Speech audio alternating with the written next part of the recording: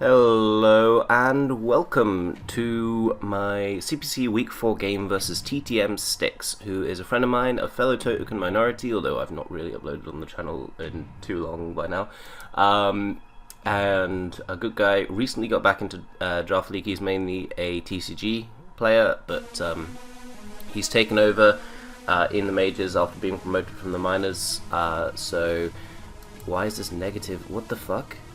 What is the CV spread? That's not what I wanted. I'm very glad that I did this. Like, the fuck? This isn't what I wanted at all. This is what I wanted. If I'd gone into the game and noticed that, I would have been so pissed off. I think that those two are linked somehow, I don't know why. Anyway, Styx has a pretty good team. He took over for someone who left the league, so kind of unfortunate, but he's been left a pretty powerful draft in my opinion. It's Landorus T with Zeb moves, Mega Kangaskhan, Reuniclus, Scizor, Crobat, Whimsicott, Houndoom, Tentacruel, and Drudagon, with Houndoom being his second Zeb move user aside from Lando T, but I'm expecting Lando T obviously because it's a Lando T to be the Zeb move user. And we've actually made 4 transactions, and all of them are coming this week. We traded A12, his Digger's B back, and I got Swellow in return. I traded away Thunderous T for Terrakion, which is going to be a Sash lead with Stealth Rock, Poison Jab, Close Combat, and Sword Stance. The idea behind this is to Sword Stance, prevent him from defogging with his Scizor if he's bringing Defog Scizor. I'm not expecting Defog Scizor, but it is a possibility. I do have a bunch of Fire-type coverage on this team though. Swellow is Work Up, Boom Burst, Heat Wave, Roost, because literally those two moves hit his entire team. Silk Scarf, Modest Boom Burst will look strong enough to be potentially just spec Swellow.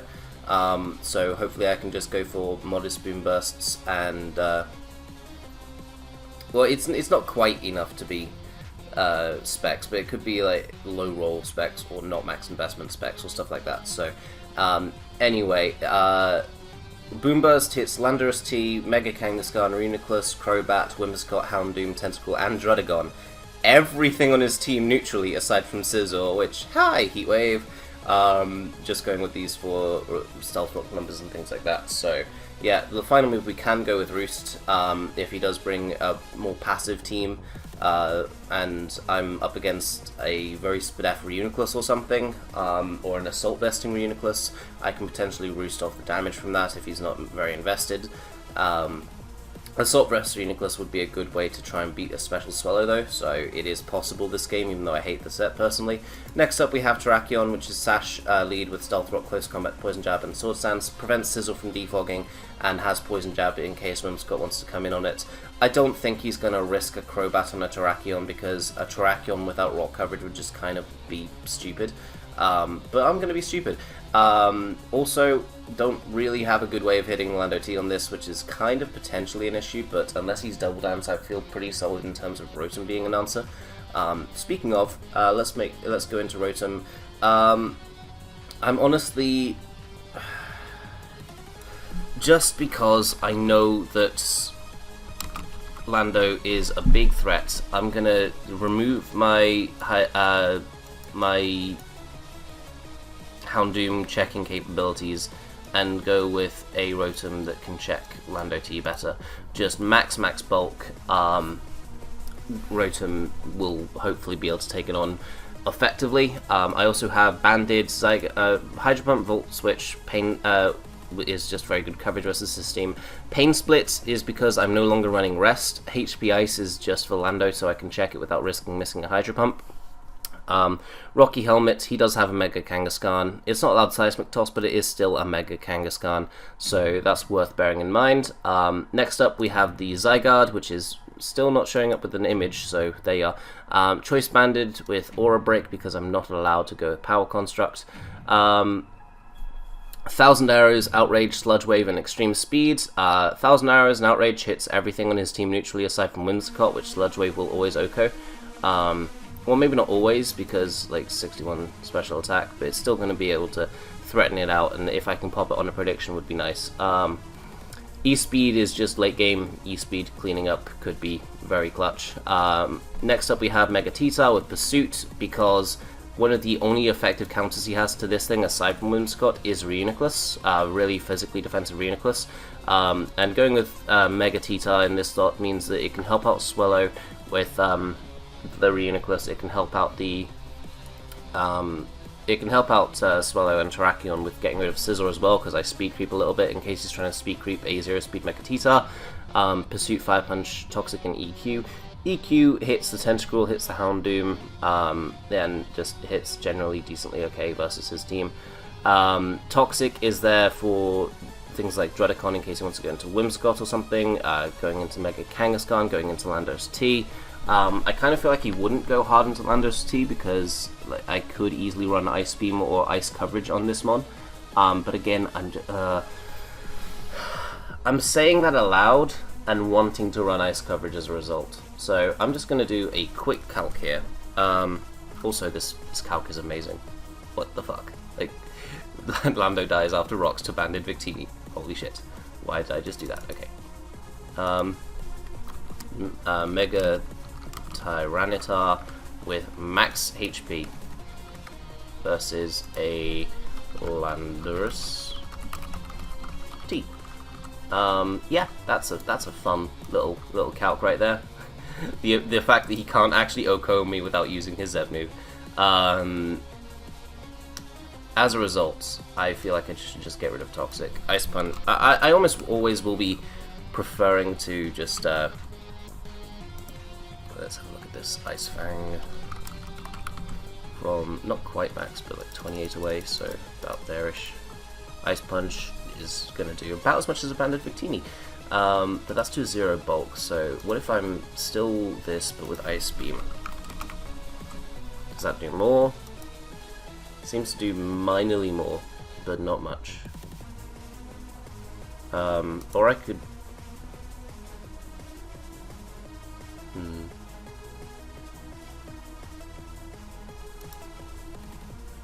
I like the fact that I can outspeed some Scissors with this set, though. That's why I'm not changing Fire Punch.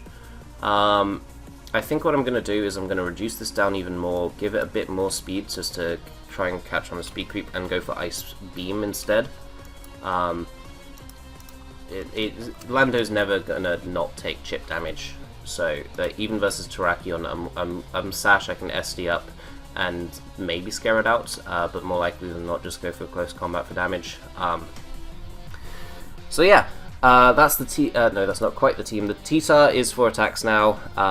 These hit everything on his team now. Pursuit is there for the Reuniclus. The aim of this is to trap the Reuniclus, and I know I'm weak to stuff like a Rock Polish Lando, but I don't give it the space to set up. Banded Victini's last mon with V-Create, Bolt Strike, U-Turn, and Toxic. Toxic is there because he's got a Dredagon. It's going to be rough skin. It's going to be dealing with the Victini because Banded Victini just tears his entire team a new one. Look, this is his team. This nearly dies, as we saw in the previous calc. This dies, this dies, this dies about 7 times over. This dies, this gets fucking wrecked by Bolt Strike, this gets fucking wrecked by Bolt Strike, and then this is the only thing left that resists both V-Create and Bolt Strike and doesn't just, like, lose to Victini quite easily. So yeah, I'm expecting that to come. So I'm just going to let him know that I'm ready, and I'll see you in the... And we've sent the challenge. So, yay. Now we just wait, I guess.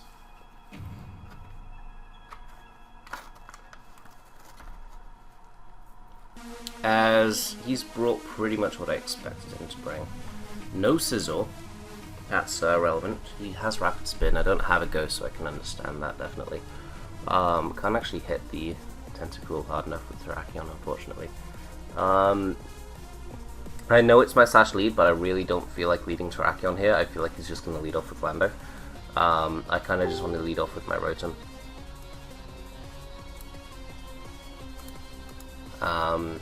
Or my own Mega Tita and just hit something, but I'd rather just lead off with Rotom. I can click Volt Switch pretty indiscriminately. As he leads off with Tentacruel, pretty perfect. I don't think he's gonna just let this thing. He does in fact let this thing take 30% just to get T-Spikes up, but now I can just go out into this thing and then double into T-Tar on the Reuniclus, or just 1000 arrows. 1000 arrows is fine.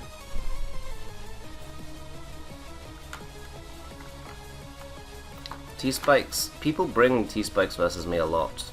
I don't really think it's that worth it against me. I don't tend to play in such a way that T-Spikes is worth this. Losing your Tentacruel turn 2.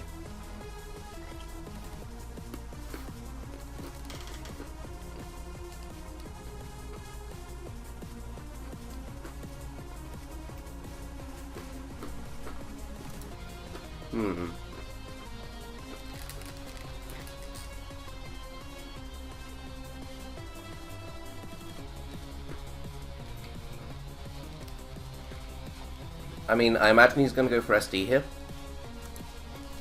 And so, I'm really considering just staying in. Zygarde 10, Choice Band.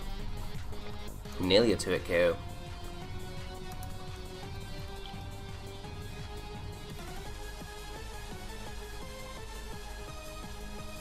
Zygarde is useful, but it's not so useful that I wouldn't rather get a huge amount of damage on this thing, as he just goes for his rocks. Okay, that's fine by me. I'm happy with this. I'm honestly happy to play with these hazards up. It's fine by me. Especially because now he's weakened to the point where he gets to a KO'd on switching. So, I can go into Rotom Wash here, as he probably goes for U-turn. He instead just hard switches, so he probably doesn't even have U-turn then. In the face of a Whimsicott, I wish to Volt Switch because I don't think it can kill me. But equally, I think that that might be just a terrible play, and I just want to go for Pain Split to Scout. Or just accept the free damage on something like Victini. But I don't think he's going to go for a Grass type move here because my Victini switching is so obvious, so I'm going to go for it. Okay. So now Rotom dies to Rocks. Sometimes I make stupid decisions. If he has Final Gambit, he just takes out my Victini here.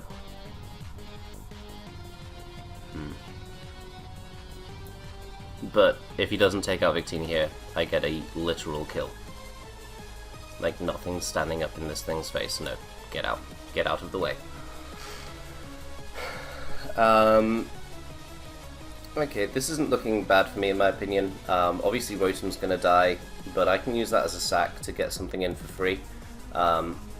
Whatever he goes into, unless he goes into Whimsicott, I feel like I should just, no, if he goes into Reuniclus, I should recreate as well. Oh, should I though? Because, no, I should just go into T-Tar if he goes into Reuniclus, I think. As he goes into Crobat. So I feel like my play should be to sack off the Rotom and then see what he wants to go for, and probably just go into T-Tar to get up my rocks. I feel like rocks are going to be helpful in this late game.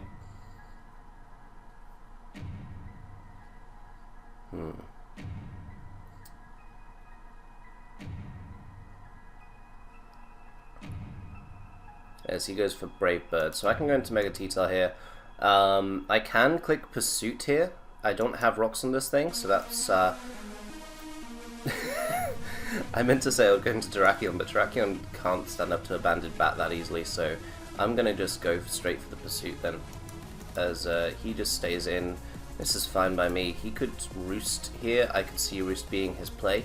Kind of really want to Earthquake as a result of that. But I also really just want to Ice Beam as well. So I'm gonna go for the Earthquake first because I feel like that's what he's gonna go for. Okay, he goes into Kangaskhan, gets crits for his troubles, which is, you know, that's kind of unfortunate. And now I've got to pick my sack. Mega T-Tar is still useful. Zygarde less so, in all honesty. He's still got the Whimsicott though, which can always come in on it. E-Speed is nice, but I can... if I sack off Zygarde here, I can then go into Swellow and just get a kill with Boom Burst. So that's what I think my play is. As he goes for Low Kick. Doesn't kill me, but Poison does, so... can go into Terrakion here, just get at my actual rocks. Or just go for Poison Jab, in all honesty. I feel like Poison Jab might just be fine as well. Well, Poison Jab, this is a max attack Terrakion. There's no way it doesn't do 22%, right? Let's also consider Kangaskhan versus Mega Tyranitar with about like 180 or so adamant. I don't want to calc the actual thing. It's just not really worth it in my opinion. So Earthquake on a crit did, how much was it again? Like 60 something? 65. So he's quite bulky in all honesty. If it's 252, it is in range, as in that's the range of the roll. So Terrakion lead with my Poison Jab. Poison Jab does minimum 25% to a max HP Kangaskhan, so I'm going to go for Poison Jab as he goes into Crobat. That's fine by me. I'm just going to try and get up my rocks. I imagine he taunts here, but he might just roost as well. So, in my opinion, getting up rocks would be worth it because Kangaskhan would die to rocks plus 2 turns of sand. I mean, that's not the only reason why I think that it'd be worth it, but it's one of the reasons why. As he does indeed just go for the roost. I can pretty freely go into Mega T-Tar here. He probably doesn't have U-turn considering that he didn't go for it. What do I imagine his last move would be? Like Super Fang is what I was thinking. I don't know why, but as he does just go for Brave Bird. We can just go for Ice Beam here, and it's fine. Because as soon as this thing dies, I just come in with Victini and click V-Create, and then no, because this thing dies, and then Kangaskhan dies, and then I go in with Victini and V-Create. As he taunts me here, which is fine. I've gone for Ice Beam there, but I feel like going for Earthquake is just the best possible play here. He goes for Brave Bird, kills me off. That was respectable. Like that makes a lot of sense, and I can completely understand why he would do that. So next up, I feel like Swallow can live a hit from that, but Terrakion is going to be my play because I feel like he's going to know that he has to attack me here. If he somehow guesses that I don't have a rock type move, which would just be insane of him, then so be it, but fuck, he does guess that. Well, we can keep him kind of low, but this isn't the way to go about it. This is not smart on my part. Do I lose here? Oh, okay. Swallow, can you live one? Crobat versus Swallow. Boomburst, Brave Bird. Does a fuck ton, but I've got 80. If he's not invested, like maybe the Terrakion calc shows me anything. Terrakion lead without the flying type, not a normal type. Did it do that much, or did it do less? It did 34, so it did less, so he's bulky, obviously. And I imagine he would outspeed my Swallow. How much can a Brave Bird do to a Victini?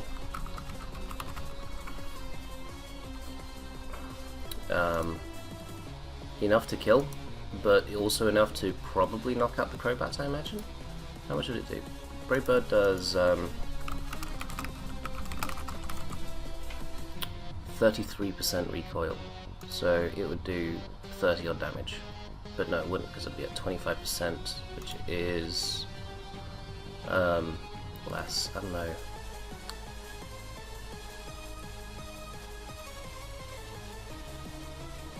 I feel like my play is going Victini and V-Creating, and then trying to win this with Swallow.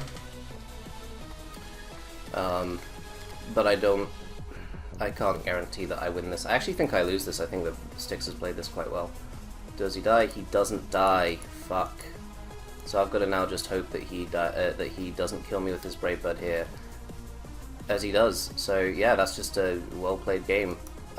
He played that well. I feel like I had that, but then he brought it back. So yeah, GG Styx. Thank you guys for watching, and now I'm gonna go pack for England. Bye.